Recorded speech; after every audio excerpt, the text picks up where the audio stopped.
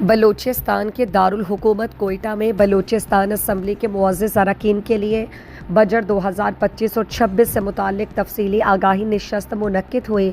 جس کا مقصد بجٹ کے خدوخال معیشت کو درپیش چیلنجز اور مالیاتی پالیسیوں سے متعلق اہم پہلوؤں پر روشنی ڈالنا تھا۔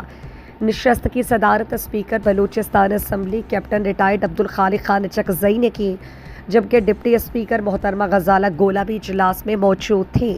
اجلاس میں معزز اراکین اسمبلی نے بجٹ سے متعلق معاملات پر سوالات اٹھائے، اپنی آراء پیش کی اور ماہرین سے تفصیلات جاننے میں بھرپور دلچسپی کا مظاہرہ کیا۔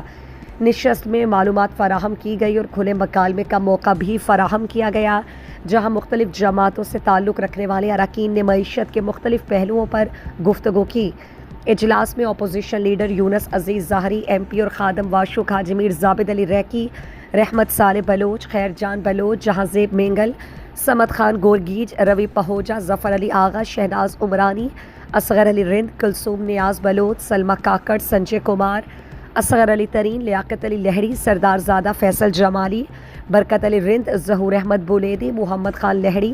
سیکریٹری اسمبلی طاہر شاہ کاکڑ، سیکریٹری خزانہ عمران زرکون اور مستحکم پارلیمان کے صوبائی کوآرڈینیٹر فاطمہ خان نے شرکت کی۔ اس موقع پر پاکستان انسٹی ٹیوٹ فار پارلیمنٹری سروسز PIPS کے ماہرین اور سیکریٹری اسمبلی طاہر شاہ کاکڑ نے بجٹ سازی کے مراحل، مالی نظم و ضبط اور اسمبلی رولز آف پروسیجر، معیشت کی بہتری کے لیے پالیسی تجاویز پر روشنی ڈالی۔